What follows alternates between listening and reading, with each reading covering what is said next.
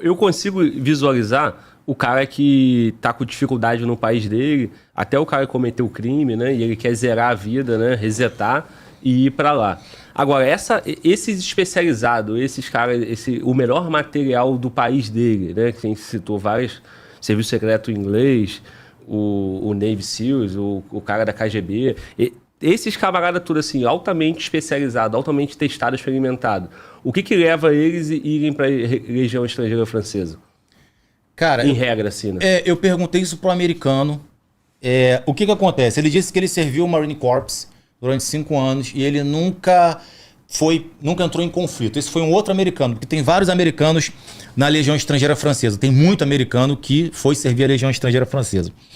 E o que ele relatou? Que nos Estados Unidos, o serviço militar lá, você toma um café da manhã quentinho, você é diferenciado. A Legião Estrangeira, ela virou uma mística internacional. Devido aos segredos que norteiam, que rodeiam, ninguém sabe de fato o que é. Porque você só consegue saber o que é a Legião Estrangeira quando você entra. Agora, com o advento do podcast, do digital, a gente está começando a descortinar um pouco sobre a Legião Estrangeira.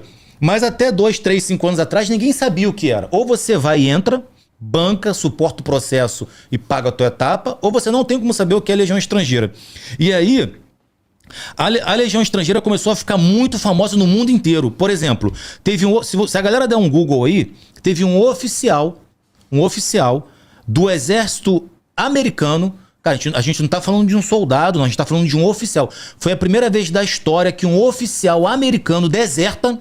Ele desertou do serviço militar americano e foi para a Legião Estrangeira Francesa. Ficou 5 anos sendo procurado. Ninguém achava ele, porque quando ele entrou na Legião Estrangeira, ele recebeu um outro nome, uma nova identidade. Quando ele terminou o serviço de 5 anos, que ele se apresentou numa base da Legião, numa base americana, em Frankfurt, na Alemanha, ele foi automaticamente preso e levado para a corte marcial. Ele foi expulso, pegou 4 anos de cadeia nos Estados Unidos, que decretaram ele como desertor, como traidor da pátria, etc, etc. Os americanos são muito rigorosos. Então você vê, para chegar ao ponto de ter oficiais do exército francês, que são os oficiais mais condecorados, mais reconhecidos do mundo, desertar e ir para a Legião Estrangeira Francesa é porque o negócio é místico, é misterioso. E um dos relatos dele é que ele entrou em depressão no exército. Isso tem reportagem, só dá um Google aí você vai ver. Ele começou a ter depressão e a Legião Estrangeira salvou a vida dele, porque ele ficava o tempo inteiro com fome, o tempo inteiro apanhando, o tempo inteiro com medo, o tempo inteiro com frio, sem saber o que ia acontecer no dia seguinte. E isso manteve ele vivo e livrou ele da depressão durante 5 anos. Na Legião Estrangeira não teve nem tempo do cara ter depressão, que é porrada come o tempo todo, tu não sabe o que vai acontecer no dia seguinte. Então esse é um dos mistérios que norteiam. Por isso que a galera vai. Eu fui porque na época a minha única opção foi a Legião Estrangeira. Mas tem muita gente que vai para realmente descortinar, entender o que é fazer parte de um dos exércitos mais temidos e misteriosos do mundo, que é a Legião Estrangeira. Muita gente acha que é lenda, menos ainda tiveram dentro dela. Agora, irmão, uma provocação, tá? É o mais temido mesmo? Cara, assim, conversando com alguns militares, por exemplo, no Afeganistão a gente teve a OTAN, a gente conversou com alguns militares de outros exércitos, né? Então a gente pegou o exército alemão, a gente falou com o exército português, britânico, italiano, porque a OTAN, né, são aqueles exércitos da OTAN, então a gente operava junto, operava com o pessoal, com os americanos. E, cara, a gente quando passava na patrulha da Legião Estrangeira, não adianta, existe uma mística mundial. Até os próprios americanos respeitavam e ficavam olhando, pediam para bater foto. Tenho fotos aí que eu mandei pro colega que os americanos, posso bater uma foto com você? Não, bate aí, irmão, tranquilo. Porque ela é muito conhecida e muito mística. Mas assim, vamos lá, deixar claro aqui.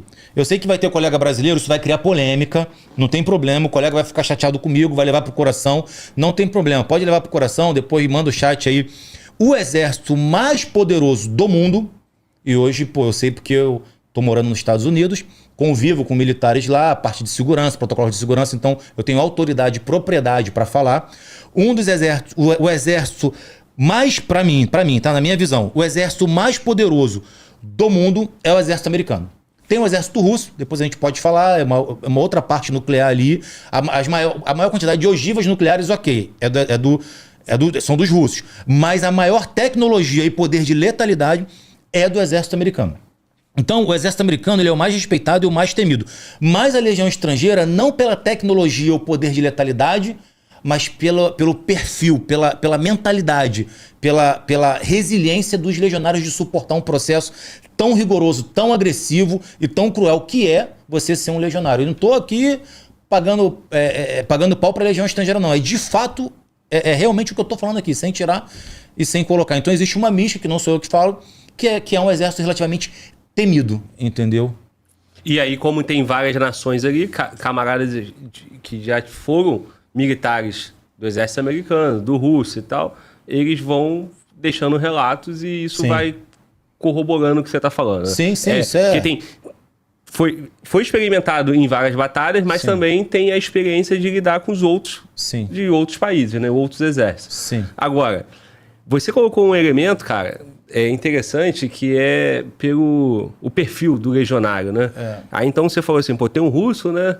Tem o americano tem mais tecnologia, é bem experimentado também, muito material, muito equipamento, muito tudo, mas os doidos são os legionários. Resumindo assim, de uma forma mais, talvez chula, mas assim, os malucos, os doidos, os ruins, nós ruim, são os legionários. Isso é só maluco, cara. Pra você ir pra legião estrangeira tem que ser maluco, não pode ser normal, né, cara? Então é basicamente isso sim, é um exército realmente polêmico, né? Por exemplo, Champs-Élysées, que é o desfile da independência francesa, quando a legião estrangeira ela é o último exército a passar no desfile. E quando os legionários entram, eles aplaudem, os franceses aplaudem de pé, boa parte gosta, boa parte não gosta, e há relatos no passado que a mulherada ficava maluca, levantando, mostrando os seios pros legionários, e assim, é uma loucura. Quando o legionário, a gente saía em Paris, a gente fazia o desfile e a gente saía em Paris, todo mundo queria bater foto por causa do nosso sotaque. Pô, você é legionário, pô, bate foto. A gente só podia sair fardado. E aí a gente, cara, é uma mística que envolve a legião estrangeira, entendeu? Há décadas. Tu falou que só podia sair fardado? Até quando tá de folga? Os 5 primeiros anos você só pode sair fardado. Não sei se mudou, a princípio não, que eu atualizei com um colega. Depois dos 5 primeiros anos, ou se você virar caporal, chefe de equipe, tu já pode sair sem ser fardado. Aí quando você vai para desfile, por exemplo, Paris, alguns desfiles internos que tem, aí você tem... Dependendo da ordem do dia, você ou sai fardado ou você pode sair de roupa civil, entendeu? Quando a gente saía fardado, já sabia que a gente era legionário. Quando a gente saía de roupa civil, pelo sotaque, tu vê, 10 homens falando francês, cada um com sotaque diferente. Pô, é legionário, não sei o que, é legionário. Então a gente era meio que um, tipo... Era exótico, entendeu? Aos olhos dos franceses e do mundo, a legião estrangeira, ela é um exército exótico.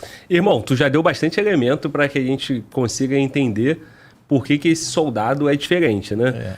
Pela formação. Pô, o camarada chegou, foi jogado do segundo andar da janela. Tu já tomou uma porrada na costela. Agora, cara, isso que tu... Para fechar, o cara ficar 5 anos, ele não tem identidade, irmão. Ele é soldado o tempo todo. Até quando ele tá no tempo de descanso dele, no final de semana, pra ele é a rua, mano. Tudo que ele vai na padaria, ele tem que ir fardado. Então, meu irmão, o cara o tempo todo é soldado. O mental do maluco é mental de, meu irmão, de uma máquina. Sou soldado o tempo todo. Psicológico é o que eu te falei. Você deixa de ser quem você era. No meu caso, eu deixei de ser quem eu era psicologicamente, fisicamente, intelectualmente e me tornei, de fato, um outro homem, uma outra pessoa. Eles forjam o teu caráter. Você desaprende para aprender. Você é desconstruído para ser reconstruído novamente dentro da legião estrangeira, entendeu? Uma formação de caráter. Eles te forjam para a mentalidade deles. Não tem, e se você for meio... Hoje em dia parece que tem uma galera aí que... Tem cara que vai para a legião estrangeira, fica 2 semanas, volta e escreve um livro. Entendeu? Mas os antigos, a galera da antiga mesmo, a geração, a gente fala geração raiz da legião estrangeira, de porradaria mesmo, de barrada de ferro, de explodir granada, de dar tiro, esse passado agressivo, sombrio da legião estrangeira, cara, não tinha como você ser mais ou menos. Ou você, no meu caso, eu cheguei mais ou menos, eu tive que ficar bom, eu tive que performar, eu tive que me superar, eu tive que tirar minha melhor versão, eu tive que desaprender para aprender, e você não tem como ser mais ou menos. Você tem que cumprir os protocolos e você tem que... Se você for mais ou menos, você deserta. Hoje, nesse exato momento, devem ter dezenas de legionários desertando. Os legionários, eles desertam o tempo inteiro, entendeu? Então, por quê? Por causa do sistema rigoroso e nem todo mundo suporta. Entendeu? É isso. Irmão, você era soldado brasileiro, né? Tu se alistou aqui, né? Eu fui fuzileiro de 96, fiquei 5 anos. E aí, a minha experiência nos fuzileiros, cara, vou nem entrar nesse mérito, porque a minha experiência fuzileiro não foi muito boa. E aí, quando, por exemplo, fuzileiro, você é infante, né? Ou militar brasileiro, você é infante. Na Legião Estrangeira, você chega. Primeiro curso que eu fiz da Legião Estrangeira foi o curso de paraquedista, que eu fui pro REP, que o do Zé Regimento Trajeto de Parrastice. O segundo curso foi de cozinha. E eu tava fazendo um curso de cozinha junto com um sniper já com não sei quantas mortes nas costas. O cara tinha feito Bosnia, Sarajevo, Iraque, Afeganistão, o cara fez um monte de missão. Então, eles te preparam, te forjam para você ser tudo na Legião Estrangeira. Você vai ser paramédico, você vai pilotar o blindado, você vai ser chefe de equipe, você vai andar com 2 fuzis, o fuzil de assalto e o fuzil de sniper, quando você for em missão. Então, eles te preparam para você se adaptar em cada missão. Eles fazem você passar por um processo de formação e de habilidades que hoje eu não vi essa cultura no Brasil. De você ser meio que um super soldado. Não estou falando que a Legião Estrangeira, eles são os melhores do mundo. Para mim, na minha concepção, o exército americano que domina. Mas eles têm uma mentalidade de formar super soldados. O que é formar super soldados? Você dá a formação para os legionários para eles se adaptarem em cada teatro de operações. O cara tomou um tiro, você vai lá, extrai a bala, faz o ponto de sutura, já injeta o soro na veia, e aí você já pega o blindado, já manobra o tanque, já pega o fuzil de sniper, se posiciona, chefia a equipe, já monta o explosivo. Então a Legião Estrangeira, ela te dá a possibilidade de você se capacitar tecnicamente e operacionalmente em várias vertentes operacionais. Algo que eu não vi na cultura brasileira quando eu fui militar. Não sei se mudou. Às vezes eu falo isso com o colega leva pro coração, mas não é só uma comparação, entendeu? E é um fato, você viveu os dois. De fato, eu vivi os dois. Então,